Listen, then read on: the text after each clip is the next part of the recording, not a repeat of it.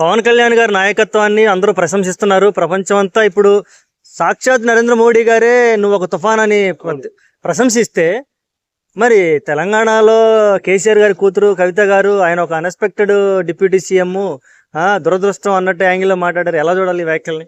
నేనైతే ఆమెను యాక్సెప్ట్ చేయను. ఇప్పుడు తండ్రి గారి పేరు చెప్పి తండ్రి గారికి ఎమ్మెల్యే తండ్రి గారు ఏం చేశారంటే కేసీఆర్ గారు తన కూతురుకు అక్కడ నిజామాబాద్ జిల్లాలో నిజామాబాద్ లో ఓడిపోతే అరవింద్ మన బీజేపీ ఎంపీ అరవింద్ చేతిలో ఓడిపోతే ఆయన పాపం నా కూతురు ఎక్కడ ఏదైపోతుంది అని చెప్పేసి తండ్రి గారు ఏం చేశారంటే కేసీఆర్ గారు ఎమ్మెల్సీ పదవి ఇచ్చి కూర్చోబెట్టుకున్నారు. సో ఇప్పటి వరకు దాదాపు 5-6 ఏళ్ళు 8 ఏళ్ళు అయింటది. ఇప్పటి వరకు మళ్ళీ ప్రయత్నించలేదు ఆమె పోటీ చేయడానికి. సో ఆమె సీరియస్ గా లేదు. అన్ఎక్స్పెక్టెడ్ గా అంటే ఎలా మాట్లాడుతుందండి?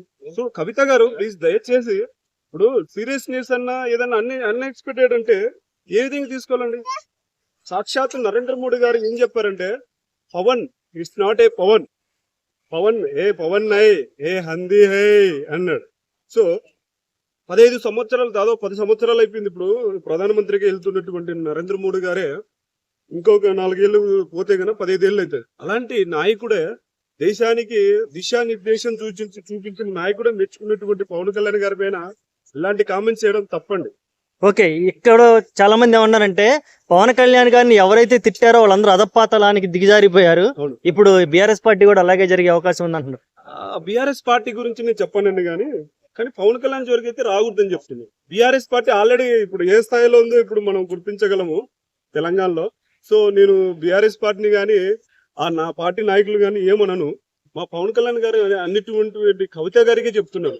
ప్లీజ్ దయచేసి కవిత గారు, ఇప్పుడు ఆంధ్రాలో ఆల్రెడీ మీకు అర్థం ఉండాలి పవన్ కళ్యాణ్ గారిని ఏ విధంగా తిట్టింటే ఏ విధంగా పాదాలను తొక్కాడో మీరు కొంచెం చూసుకొని మాట్లాడాలని చెప్తున్నాను. ఒక పవన్ కళ్యాణ్ అభిమానికి కాదు, మామూలు ఆంధ్ర వాడిగా చెప్తున్నాను. దయచేసి ప్లీజ్ నేనేమంటున్నానంటే కవిత గారైనా సరే ఎవరైనా సరే పవన్ కళ్యాణ్ జోలికి రాకూడదు ప్లీజ్. ఒక్కసారి అన్ఎక్స్పెక్టెడ్ గా ఎలా అవుతాడండి? 10 సంవత్సరాలు నేను ఉంటాను 25 సంవత్సరాలు ఉంటాను పార్టీ పెట్టినవాడు ఎలా ఎలా అన్ఎక్స్పెక్టెడ్ అవుతాడండి? దాదాపు 25 సంవత్సరాలు నేను పార్టీ పెట్టాను, ఈ పార్టీ కాదు నేను బతికినంత కాలం కూడా ఉంటాను రీసెంట్ కూడా చెప్పాడు. నా పాడిని నలుగురు మోసేంత వరకు ఉంటుందని అతను అన్ఎక్స్పెక్టెడ్ గా ఎలా అవుతాడండి? ఒక పార్టీని భుజస్కంధాల పైన మోసుకుని ఇంకో పార్టీని గెలిపించాడు కూడా ఆల్రెడీ. చెప్పకూడదు అవన్నీ. ఎందుకు కవిత గారు జగన్ గారిని వెనకేసుకుంటూ వస్తుంటారు? అభిమానమా లేదంటే ఏమన్నా ఆర్థిక లావాదేవీలు ఉన్నాయి అనుకోవచ్చా? లేదంటే జగన్ గారి గురించి కానీ ఆ లావాదేవీల గురించి నేను మాట్లాడానండి. దయచేసి అలాంటి విషయాలు నేను మాట్లాడాను ప్లీజ్. ఎందుకంటే ఎవరికి ఎన్ని సంబంధాలు ఉన్నా ఎవరికి ఏ విధంగా రిలేటివ్ ఉన్నా కూడా మనకు అవసరం లేదు. ఇంకోటి ఏంటంటే ఫైనల్ గా చెప్తున్నాను, పవన్ కళ్యాణ్ గారు అన్నీ ముందు ఒకసారి ఆలోచించండి. ఆంధ్రాలో ఏం జరిగింది, పవన్ కళ్యాణ్ అంటే ఏంటి అనేది ఏం జరిగింది అనేది ఆలోచించండి. అది చెప్తున్నాను. ఓకే అండి, థ్యాంక్ యూ. వెల్కమ్.